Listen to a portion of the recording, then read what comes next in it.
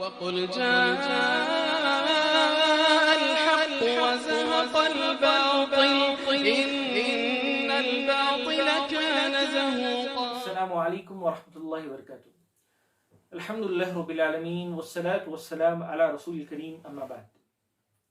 محترم ناظرین، چند دن قبل ہم ایک بہت ہی محترم اور بابرکت مہینے میں داخل ہوئے ہیں، یعنی ماہ محرم. اور اللہ سبحانہ و تعالیٰ نے اس مہینے میں ایک مومن کے لیے بہت ساری بشارتیں، بہت ساری فضائل اور بہت سارے خوشخبریاں رکھی ہیں.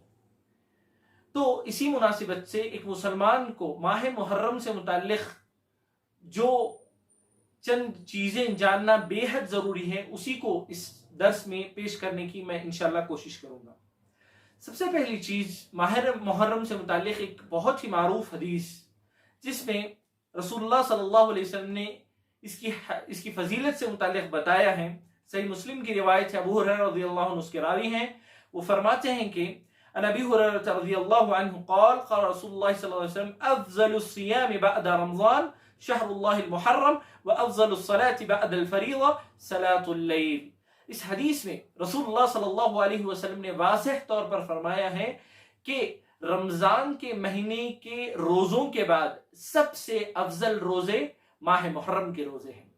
تو میرے بھائیوں، جیسے ہی ماہ محرم آتا ہے ہم لوگوں کو یہ حدیث یاد آ جانی چاہیے، اور ہمیں رسول اللہ صلی اللہ علیہ وسلم کی اس بات پر مکمل یقین رکھتے ہوئے روزوں کا خصوصی رمضان میں جیسے ہم اہتمام کرتے ہیں، اس کے بعد سب سے زیادہ اہتمام ہمیں ماہ محرم میں کرنا چاہیے. ماہ محرم میں کرنا چاہیے.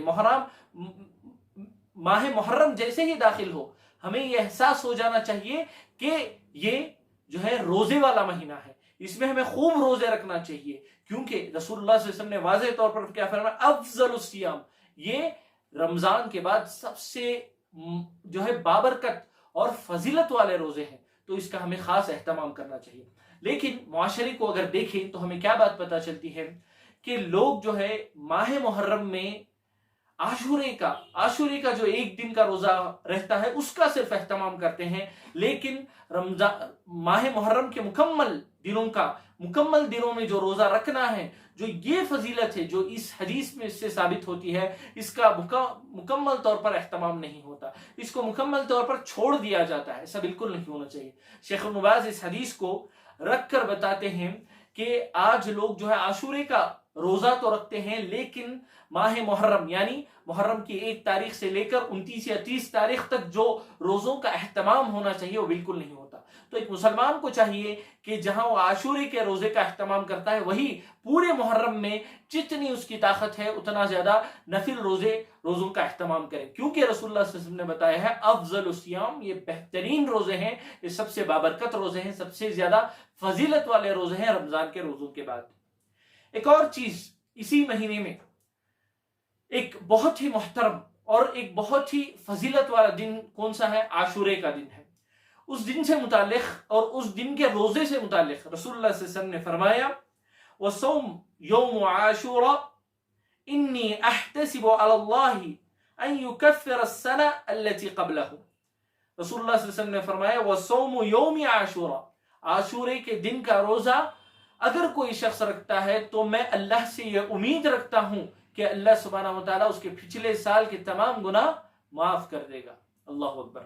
تو میرے بھائیوں، ہم سب جو ہے نا گنہگار ہیں. اگر ہمارے گناہوں کی معافی ہو رہی ہے بس ایک دن کے روزے سے، اگر ہمارے گناہ مٹ جا رہے ہیں بس ایک دن کے روزے سے، تو یہ مسلمان کے لیے سب سے بڑی خوشخبری ہے، کیونکہ گناہ ہی جو ہے جنت کے لیے آڑ بنتے ہیں، گناہ ہی جو ہے ہمیں جہنم میں جانے کا سبب بنتے ہیں. تو وہی گناہ اگر مٹ جائیں تو ہمارے لیے جنت کا راستہ آسان ہو جائے گا.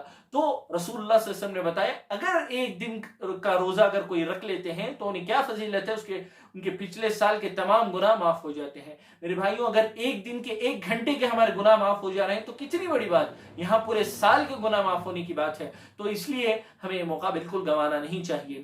اور یہاں گناہ سے مراد کون سے گناہ ہے؟ صرف اور صرف صغائر، صغیرہ گناہ معاف ہو جائیں گے، ورنہ کبیرہ گناہ جو ہے صرف اور صرف توبہ سے معاف ہوتے ہیں.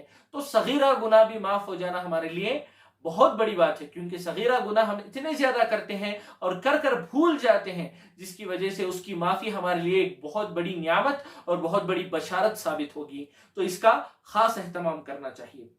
میرے بھائیوں، اب ایک سوال یہ آتا ہے کہ رسول اللہ صلی اللہ علیہ وسلم نے ماہ محرم میں 10 محرم کو یعنی عاشورے کے دن کو کیوں خاص کیا؟ کیوں اس دن روزے رکھنے کو رسول اللہ صلی اللہ علیہ وسلم نے خاص اہتمام کرنے کو کہا، بلکہ خود رسول اللہ صلی اللہ علیہ وسلم نے بھی روزہ رکھا اور اپنے صحابہ کو بھی حکم دیا؟ اس کی کیا وجہ ہے؟ عبداللہ ابن عباس رضی اللہ عنہ فرماتے ہیں، قدم النبی صلی اللہ علیہ وسلم المدینہ فوجد اليهود صویاما فقال ما هذا؟ قالوا هذا يوم أنزل الله فيه موسى وأغرق فيه فرعون فصامه موسى شكرا، فقال رسول الله صلى الله عليه وسلم نحن أحق بموسى منكم فصامه وأمر بصيامه۔ تو اس حدیث سے ہمیں ایک بات اچھی طرح پتہ چلتی ہے کہ عبداللہ ابن عباس فرماتے ہیں کہ جب رسول اللہ صلی اللہ علیہ وسلم مدینہ آئے تو کیا دیکھتے ہیں کہ یہودی جو ہے روزہ رکھ رہے ہیں، اور جب یہودیوں سے پوچھا گیا کہ تمہارا کیا معاملہ ہے، کیوں روزہ رکھ رہے ہو، تو بتاتے ہیں کہ هذا يوم انزل الله فيه موسى، یہ ایسا دن ہے جس میں موسیٰ علیہ السلام اور موسیٰ علیہ السلام کی قوم کو فرعون سے نجات ملی اور فرعون کو غرق کر دیا گیا، تو اس کی شکر گزاری کے لیے ہم جو ہے روزے کا اہتمام کرتے ہیں۔ تو رسول اللہ صلی اللہ علیہ وسلم نے کیا بات بتائی؟ انہیں یہ بتایا کہ نحن احق بموسیٰ منکم، ہم جو ہے موسیٰ علیہ السلام پر تم سے زیادہ حق رکھتے ہیں۔ تو رسول اللہ صلی اللہ علیہ وسلم نے کیا کیا؟ فصامہ وامر بصیامہ، رسول اللہ صلی اللہ علیہ وسلم نے روزہ خود بھی رکھا اور دوسروں کو بھی یعنی صحابہ کو بھی روزہ رکھنے کا حکم دیا۔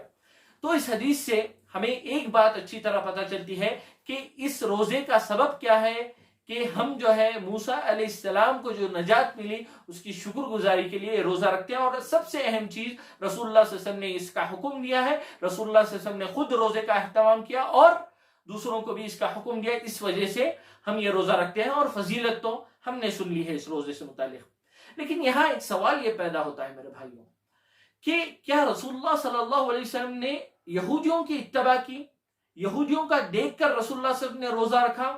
کیا رسول اللہ صلی اللہ علیہ وسلم نے صرف یہ دیکھا کہ رسول جو ہے یہودی روزہ رکھ رہے ہیں تو ہم بھی روزہ رکھ لیں گے؟ کیا رسول اللہ صلی اللہ علیہ وسلم نے اپنی خواہش کی بنیاد پر یہ کہہ دیا کہ جو ہے چلو ہم بھی رکھتے ہیں، وہ رکھتے ہیں تو ہم بھی رکھیں گے؟ کیا یہ مسئلہ ہے؟ ایسا بالکل نہیں ہے، ایسا بالکل نہیں ہے۔ کیوں؟ وما ينطق عن الهوى، رسول اللہ صلی اللہ علیہ وسلم جو ہے کوئی بھی چیز جو ہے اپنی خواہشات کی بنیاد پر یا کسی کا دیکھ کر نہیں بتاتے، کیونکہ رسول اللہ صلی اللہ علیہ وسلم کا ہر جملہ، ہر عمل، ہر خاموشی ہمارے لیے کیا ہے؟ دلیل ہے، ہمارے لیے دین ہے، ہمارے لیے دین کا حصہ ہے۔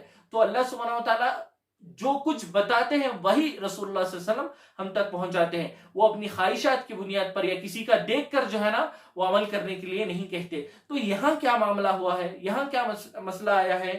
تو اس مسئلے کی وضاحت ہمیں کیسے ہوتی ہے؟ ایک اور حدیث آتی ہے، اس سے ہمیں اس مسئلے کی اچھی طرح وضاحت ہوتی ہے۔ عائشہ رضی اللہ عنہا فرماتی ہے کان یوم عاشوراء تصومہ قریش فی الجاہلیہ، یوم عاشوراء ایک ایسا دن ہے جس کا اہتمام جو ہے قریش بھی کیا کرتے تھے، کب؟ جاہلیت میں، جاہلیت میں۔ وکان رسول اللہ صلی اللہ علیہ وسلم یصومہ، اور رسول اللہ صلی اللہ علیہ وسلم بھی عاشورے کا روزہ رکھتے تھے۔ فلما قدم المدینہ صامہ وامر بصیامہ، فلما فرض رمضان ترک یوم عاشوراء فمن شاء صامہ ومن شاء ترکہ۔ تو اس حدیث سے ہمیں ایک بات پتہ چلتی ہے کہ عائشہ رضی اللہ عنہ نے فرمایا کہ قریش بھی جو ہے عاشورے کے دن کا اہتمام کرتے تھے، اور آپ صلی اللہ علیہ وسلم بھی جب مکے میں تھے تب جو ہے عاشورے کے دن کا جو ہے اہتمام کرتے تھے، اس دن روزہ رکھا کرتے تھے۔ تو یہ عمل جو ہے پہلے سے ثابت ہے، رسول اللہ صلی اللہ علیہ وسلم سے پہلے سے ثابت ہے، رسول اللہ صلی اللہ علیہ وسلم اور دیگر لوگ بھی اس کا خاص اہتمام کیا کرتے تھے، اس دن خاص روزہ رکھا کرتے تھے۔ پھر جب رمضان کے روزے فرض ہو گئے تو رسول اللہ صلی اللہ علیہ وسلم نے کیا کہا کہ اگر اب جو چاہے عاشورے کا روزہ رکھیں، جو چاہے چھوڑ دے، اس طرح رسول اللہ صلی اللہ علیہ وسلم نے کہہ دیا۔ جب رسول اللہ صلی اللہ علیہ وسلم نے یہودیوں کا عمل دوبارہ دیکھا کہ یہودی بھی اس دن کا اہتمام کر رہے ہیں روزے کا، اور وہ کیا وجہ ہے؟ کیونکہ موسیٰ علیہ السلام کو نجات دی، تو دوبارہ رسول اللہ صلی اللہ علیہ وسلم نے یہ کہہ دیا کہ اگر کوئی شخص اس مہینے کا روزہ رکھتا ہے تو اس دن کا روزہ رکھتا ہے تو اسے کیا ثواب ملے گا؟ اس کے پچھلے تمام گناہ معاف ہو جائیں گے، اور ہم موسیٰ علیہ السلام پر زیادہ حق رکھتے ہیں، اس وجہ سے ہم اس روزے کا دوبارہ سے اہتمام کریں گے۔ دوبارہ سے اہتمام کریں گے۔ تو اس حدیث سے ہمیں واضح طور پر یہ بات معلوم ہوتی ہے کہ رسول اللہ صلی اللہ علیہ وسلم سے یہ عمل پہلے سے ثابت ہے۔ ایسا نہیں کہ رسول اللہ صلی اللہ علیہ وسلم نے نعوذ باللہ یہودیوں کو دیکھ کر ان کی اتباع کی۔ رسول اللہ صلی اللہ علیہ وسلم کے اس عمل میں یہودیوں کی اتباع بالکل نہیں ہے، یہ عمل جو ہے رسول اللہ صلی اللہ علیہ وسلم سے پہلے سے ثابت ہے۔ ایک اور مسئلہ کہ یہ روزہ کب رکھیں، یہ روزہ کب رکھیں۔ ایک چیز تو واضح ہے کہ تمام احادیث جتنے بھی ہم نے اب تک سنے، اس تمام احادیث سے اتنی تو بات واضح ہے کہ 10 محرم کو روزہ رکھنا چاہیے، 10 محرم کو روزہ رکھنا چاہیے۔ اس کے ساتھ ایک مسئلہ یہ آتا ہے کہ 10 محرم کے ساتھ 9 محرم کو روزہ رکھیں یا 11 محرم کو روزہ رکھیں، یہ ایک مسئلہ ہے۔ اس معاملے میں جو ہے نا بہت سے لوگ جو ہے غلطی کر بیٹھتے ہیں۔ میں آئیے آپ کو ترتیب سے اس مسئلے کی وضاحت کرتا ہوں۔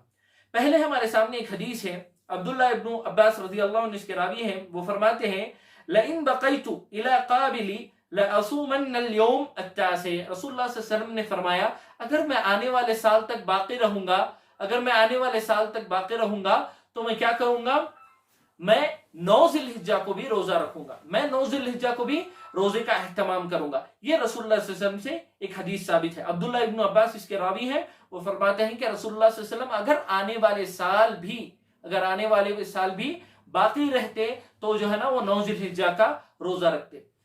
اس حدیث سے ہمیں واضح طور پر معلوم ہوتا ہے ہمیں کیا کرنا چاہیے، سنت سے کیا ثابت ہے کہ ہم 9 اور 10 ذی الحجہ کا روزہ رکھیں، 9 اور 10 محرم کا، 9 اور 10 محرم کا روزہ رکھیں۔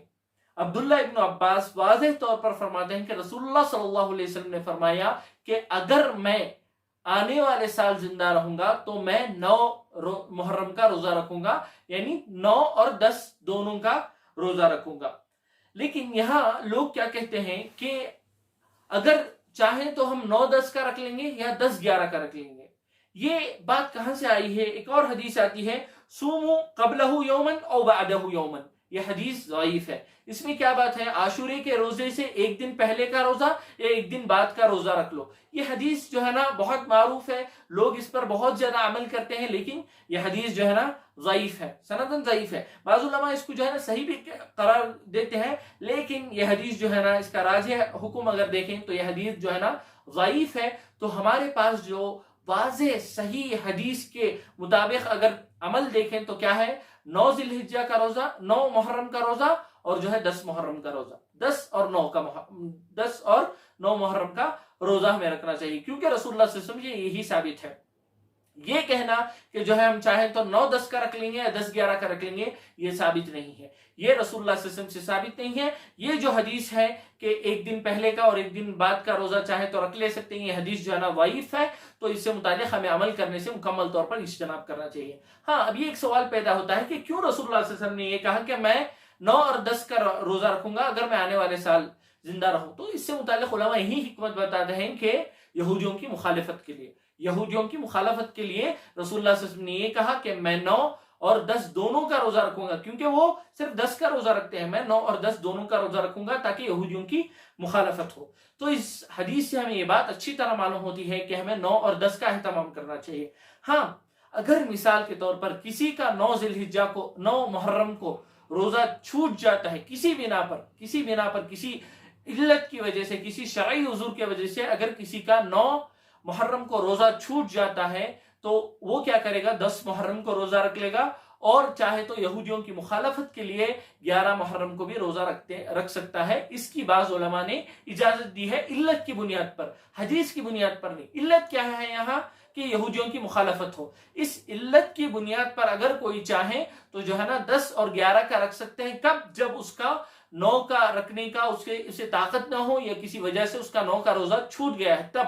ایسا نہیں کہ جو ہے ہم چاہیں تو 9-10 کا رکھ لیں گے یا 10-11 کا، ہماری چاہت کے بنیاد پر نہیں، کسی وجہ کی وجہ سے، کسی شرعی عذر کی وجہ سے اگر ہمارا روزہ 9 کو چھوٹ جاتا ہے تب ہم جو ہے 10 اور 11 کو رکھ سکتے ہیں، ورنہ اصل حکم کیا ہے، ہم 9 اور 10 ہی کو رکھیں گے، ہم 9 اور 10 ہی کو رکھیں گے، یہی اصل حکم ہے، اسی اصل پر ہم باقی رہیں گے۔ اگر ہمارا 9 کو چھوٹ جاتا ہے تب ہمیں ایک آپشن یہ ملتا ہے کہ ہم جو ہے 10 اور 11 کو رکھ سکتے ہیں، علت کی بنیاد پر، حدیث کی بنیاد پر نہیں۔ بعض علماء تو اس میں بھی شدت اختیار کرتے ہوئے کہتے ہیں اگر کسی کا 9 کو چھوٹ جاتا ہے تو صرف 10 کو رکھے گا، کیونکہ 11 کو 11 को जो है ना साबित नहीं है, 11 को साबित नहीं है। एक और मसला ये है, क्या सिर्फ जो है 10 मुहर्रम का रोजा रखना जायज है? क्या 9 और 11 को छोड़कर सिर्फ 10, यदि आशूरे के दिन अगर कोई रोजा रखते हैं और 9 और 11 का मुकम्मल तौर पर छोड़ देते हैं, इफराद, रोजे में इफराद करना, यानी सिर्फ 10 मुहर्रम का रोजा रखना जायज है? तो इससे मुताल्लिक जो है काफी उलमा ने कराहत का इजहार किया है, ये कहा कि मकरूह है, ये अफजल है कि 9 और 10 का रोजा रखें। मकरूह है क्योंकि इससे यहूदियों की मुआफकत होती है, यहूद भी जो है 10 मुहर्रम को रखते हैं, हम भी 10 मुहर्रम को रखते हैं, इससे यहूदियों की मुआफकत होती है, तो उनकी मुखालफत करते हुए हमें 9 और 10 का एहतमाम करना चाहिए। लेकिन अगर किसी शरई उज़्र की बुनियाद पर अगर कोई 10 मुहर्रम का रोजा रख लेता है, सिर्फ 10 मुहर्रम का रोजा रख लेता है और वो सवाब को पाना चाहता है, तो इंशाल्लाह उसके लिए इजाजत है, कोई हर्ज नहीं। किबार उलमा ने, कई उलमा ने, शेख सालेह फौजान ने, शेख इब्न बाज ने और कदीम उलमा से शेख इब्न तैमिया रहमतुल्लाह ने, तमाम उलमा ने इसकी इजाजत दी है और कहा है अगर कोई चाहे तो सिर्फ और सिर्फ 10 मुहर्रम का रोजा भी रख सकते हैं, इसमें कोई हर्ज नहीं, कोई मना वाली बात नहीं, और इंशाल्लाह वो अजर भी मुकम्मल तौर पर साबित होगा, इसमें कोई हर्ज नहीं।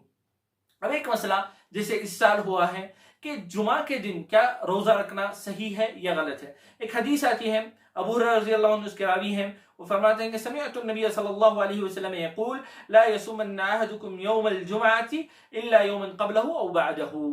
तो जुमा के दिन जो है रोजा नहीं रखना चाहिए इल्ला ये कि कोई उससे पहले या उसके बाद भी एक रोजा रख ले, सिर्फ और सिर्फ इनफिरादी तौर पर जुमा के दिन रोजा ना रखें। अब जैसे इस साल हो रहा है हमारे साथ कि जुमा के दिन 9 मुहर्रम आ रहा है, तो क्या हम ये 9 मुहर्रम वाला रोजा रख सकते हैं? तो इससे मुताल्लिक उलमा यही बताते हैं, ये जो मना वाली हदीस है, इसमें जो मना है वो क्यों है? कोई कस्दन सिर्फ जुमा का रोजा रखे, कस्दन क्या नियत है कि जुमा एक फजीलत वाला दिन है, मैं जुमा के दिन रोजा रखूंगा क्योंकि जुमा है इस वजह से रोजा रखूंगा, अगर कोई इस तरह करते हैं तो ये जायज नहीं है।